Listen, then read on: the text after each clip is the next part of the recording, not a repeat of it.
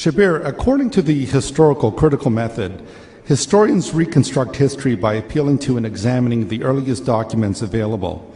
In regards to the historical Jesus, would you admit that the New Testament documents are the earliest documents that we have on Jesus, and that the details concerning Jesus regarding his claims to being the Son of God, the giving of his life as a ransom for others, the accounts of his death, burial, and resurrection are in direct contradiction to the Quran, and thus renders the Quran historically worthless with reference to Jesus?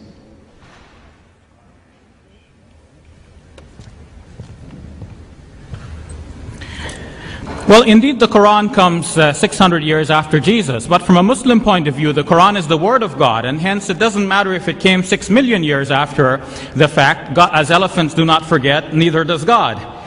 So if God reveals the Quran to Muslims, whatever the Quran says to Muslims, that for us is the truth. But one might ask, well, having already the New Testament documents, why do we need a book like the Quran? Well, look at the New Testament documents. The earliest of the 4 Gospels is the Gospel according to Mark, followed by Matthew and Luke, and then finally John. John contradicts the other 3 Gospels, which are called synoptics because they're often together in contrast with John, on very important points. For example, was the body of Jesus wrapped in spices or not? John says yes. The other Gospels show no, because the women were still buying spices on the Saturday and they went on the Sunday morning to anoint the body of Jesus. So this is a major discrepancy, because whereas in fact the synoptic Gospels were trying to show that the women knew how Jesus was buried, this fact alone shows in fact they didn't really know if John is correct or is John wrong. When was Jesus actually crucified? According to the Gospel of John, he was crucified on what we would refer to as 14th Nisan, because according to John, that was the day before the eating of the Passover meal. According to the Synoptic Gospels, it was the following day. And since Jesus didn't die twice, then obviously either John is right or the Synoptics are correct. What about the Synoptics? Do they always agree with each other? In fact, when one compares the Gospels one after another, one will see that the same event in the life of Jesus or concerning his death is rewritten in the subsequent Gospels. Mark first, followed by Matthew and Luke. Look what Matthew does to Mark's Gospel. Mark has it that the women were coming to the tomb on the Sunday morning and they were wondering, who's going to roll away the stone for us? Matthew's Gospel has it that when... to continue with Mark for a moment. So they arrive there and they find that the stone had already been rolled. So there's no problem. Nobody has to roll the stone, right? Over to Matthew's Gospel. Matthew's Gospel has it that as the women were approaching, angels came down from heaven and rolled away the stone. So the way it is told in Matthew's Gospel, it is clear to many biblical commentators that Matthew deliberately reworded the event to have it such that the women would witness the rolling away of the stone.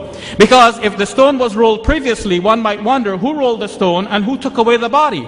But if the women can see that the stone is being rolled in their very presence, well then the question is answered. Nobody rolled away the stone but the angels. Nobody took away his body. He actually came out alive from the tomb. So you see, the later Gospels are rewriting the story in order to cover up problems and difficulties with the event. Were there guards at the tomb? Matthew's Gospel is the only one that says that there were guards at the tomb. And today, almost universally, critical biblical scholars reject that as an invention on the part of Matthew.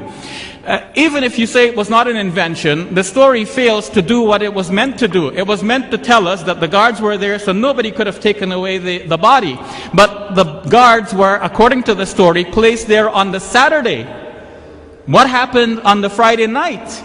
Now, you might think, well, the guards must have checked to see that the body was there. But the story doesn't mention that. You can assume that, but assumption is not the same as fact. The body could have been removed on the Friday night. This is a real possibility, and this has been acknowledged by Dr. William Lane Craig in his article on the guard at the tomb, even though he accepts that there is a guard and he tries to prove that there is a guard. And of course, he believes that Jesus rose from the dead. He doesn't believe that anybody took the body, but he acknowledges that this is a real possibility.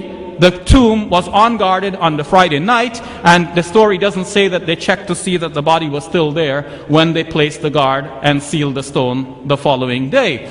Did Jesus actually die on the cross?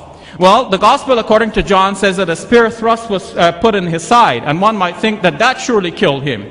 But historians generally believe today that that spear thrust is not historical. John has introduced that into the story. It is not mentioned in the synoptics, and John has introduced that for his own theological reasons. Partly, some say, to make sure that everyone would know that Jesus actually died because he was speared in the side. Well, take away the spear thrust, which is not historical. What is the fact then about the story? What actually killed Jesus? There's nothing.